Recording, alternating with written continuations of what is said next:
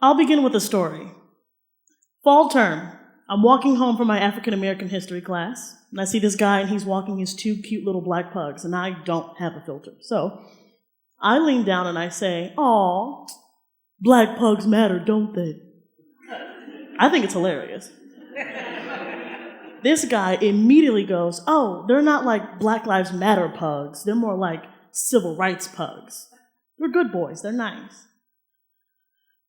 Funny, yes, awkward, even more.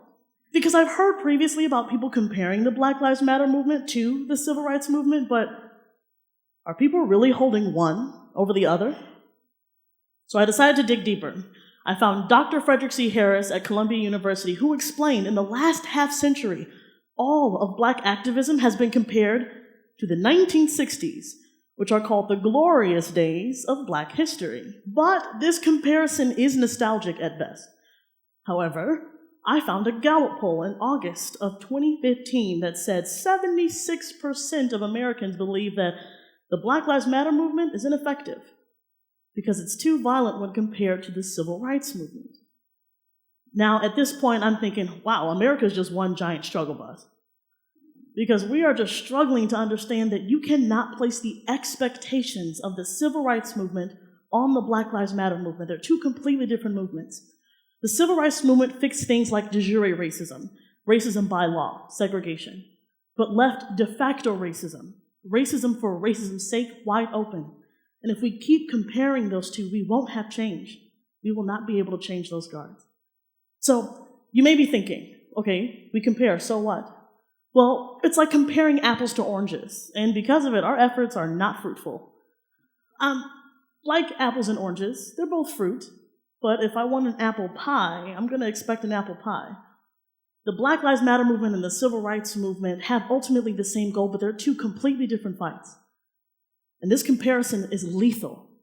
In the year of 2015, 1,134 deaths occurred of young, black, and unarmed individuals.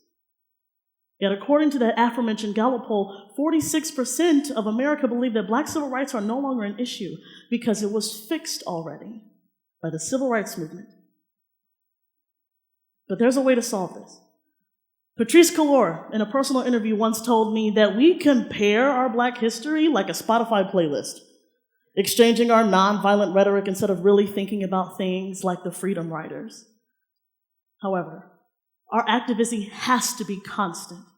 If you want to be an advocate, please come find me at any time. I have business cards available for you that have starting points about the Black Lives Matter movement, places where you can find out how to join a local chapter, and you can even email me if you don't feel comfortable engaging in a dialogue with your friends, because everyone deserves a safe place to talk. And it's important that we all are a part of this, because this is not a black problem. This is our problem. And just because this is no longer a problem does not mean that fight is over.